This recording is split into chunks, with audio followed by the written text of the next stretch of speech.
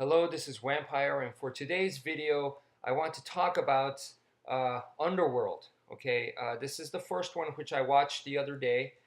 This is the second one I watched last night, and this is the third one which I have not watched yet. I borrowed all three, and looking forward to watching the third one. I enjoyed the first one and the second one, even though this is the second time I've seen the first and the second.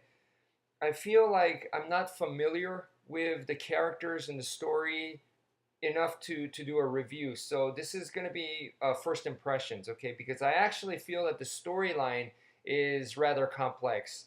Um, and that's kind of funny because I feel like this is kind of like a light-hearted, it's not campy, but it's something that's like, I don't want to say mindless action, but there's a lot of action in here that I kind of feel like it's one of those films that you could just put on at any time and watch it without like really, stressing out over the story, and the drama's not like super intense or anything like that. So I kind of feel like it's an easy to watch type film.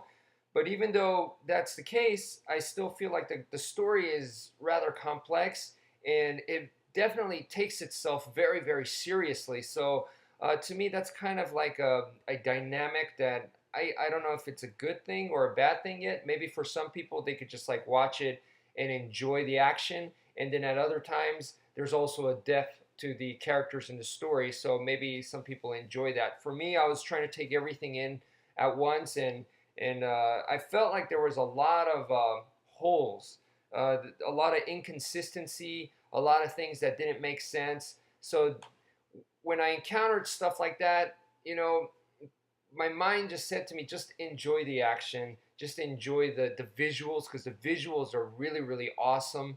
And don't worry about the story. But they keep going back to the story. There's lots of flashbacks, and there's like all this political backstabbing, conniving. So it's kind of distracting in that sense. So that was a problem that I had with it.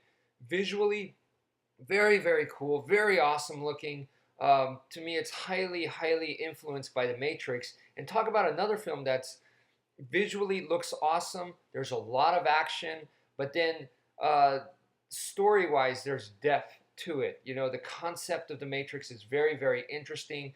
The concept in this one is basically, at least in the first one, they're talking about a werewolf and a vampire hybrid.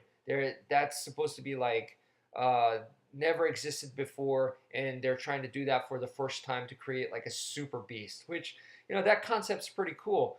Uh, but like compared to the Matrix, maybe the Matrix, the first film did well, but the second and third, I've heard a lot of people complain about it. Like maybe that's the problem. They took the story too seriously, and they just, it was all about trying to tie in the loose ends of the story, and then it wasn't as fun as the first one. Maybe this one kind of has that same problem. Uh, Visually, once again, you know, she looks awesome. All right, I think she looks really, really cool. Uh, Compared to, like, let's say Blade. Blade looks awesome, visually shot cool, lots of action and stuff. I think Blade, martial arts action, come on, it's Wesley Snipes, is the superior film. Um, I do like the way the vampires look in this one. I do like the mansion that they were in and stuff like that. Another problem maybe is the story. The scale of the story is really huge, especially when you tie in the first and the second film together. You're talking about like the whole genesis of vampires, genesis of werewolves, and how they're interlocked together. I mean, that's a big deal. That's like talking about the origins of humankind or something like that. It's an epic. It should be an epic film. For an epic film, I kind of felt that the scale of the sets and stuff were like that were a little bit too small. So, I kind of understand that the storytelling and the author, the screenwriter, very ambitious, but the film looks awesome, and I think at the time it was like very ambitious, but the scale is way too small, in my opinion, to be talking about such things. If it was just like one part of the war or something like that, that would have been fine. But this was like the whole finale of the war, and all these, you have elders involved, vampire elders.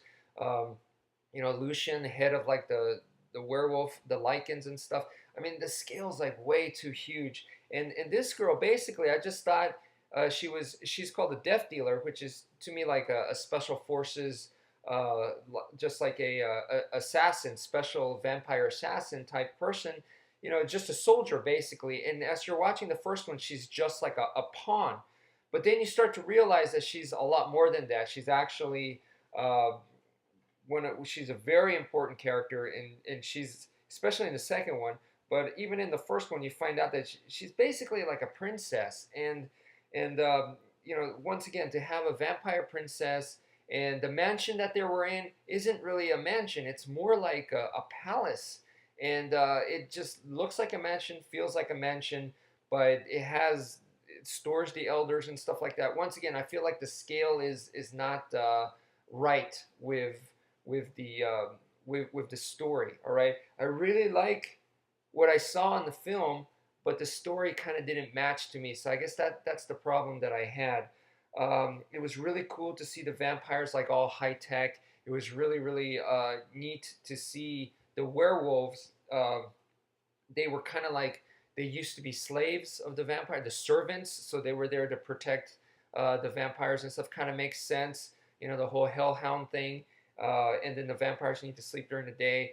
But there were a lot of inconsistencies, and I think one of the main problems I also had was like her boyfriend in the first one he's basically, it's kind of interesting because normally the classic fairy tale type story is you have a princess in distress, a knight comes in, saves her from the dragon or whatever, and happily ever after. Well, this is a twist to that because the knight is her. She is the knight, and the prince in shining armor is actually like the princess. He's the one that's like, I'm in trouble, I need help. So it's all reversed here. Very interesting.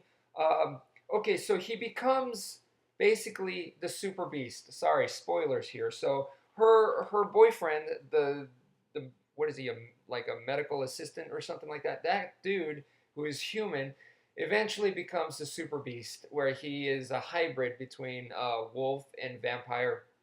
And okay, so he's like the super beast. You think he's gonna be so awesome. In the first one, he was basically like a helpless little boy that she protects, and for some reason falls in love with him. I guess it's because he's good looking, but she's also good looking too.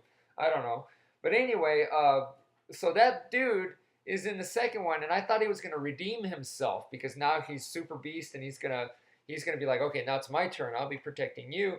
Well, we don't see that really. He's actually very insignificant, because in this one, as you can see, this guy right here, I think his name is Marcus. He's also a super beast, way cooler, seems way more powerful. It's more about him, and then she gets an upgrade. Um, I don't want to ruin it too much, but she gets upgraded, so she becomes real powerful too. This guy's already powerful, and then there's this guy's brother, William, who is a werewolf, one of the not one of the first original werewolf. So that guy's pretty powerful. So then once again, her boyfriend, I'm sorry, I don't even know his name, but that dude is like he's nothing, So um, I thought that was kind of weird. This one right here, they start off kind of like she is now a renegade because she helped that guy and they're running away. And it kind of started off almost like Terminator, where this dude is after them. And I thought that was kind of cool. It kind of reminded me of Terminator 3, actually, except the people that are running are a lot more powerful than just John Connor and what was her name? The girl in Romeo and Juliet. I forget the names. I'm sorry, but anyway, so it kind of reminded me of that, and I actually like Terminator 3, unlike a lot of people who don't like it. But the budget in the first one was impressive. In this huge budget, visually, once again, fantastic looking action scenes. I feel like this one was even bigger budget wise. Some very very impressive stuff going on. So anyway, I I did enjoy the first and second. I heard that this third one kind of like doesn't come close to the first and second, but I'll enjoy it anyway. Just to, and there might even be a fourth one. I'm not sure, but anyway, I look forward to it. So as long as you're not expecting a masterpiece, I think you should be able to enjoy it. If you One interesting thing is I'd like to compare this to the Blade series. So after I watch this, I'm gonna try to watch the Blade series if I can find it. So that should be interesting. I know they had some script wars and stuff like that. So anyway, I do recommend it. Thank you for watching. Take care.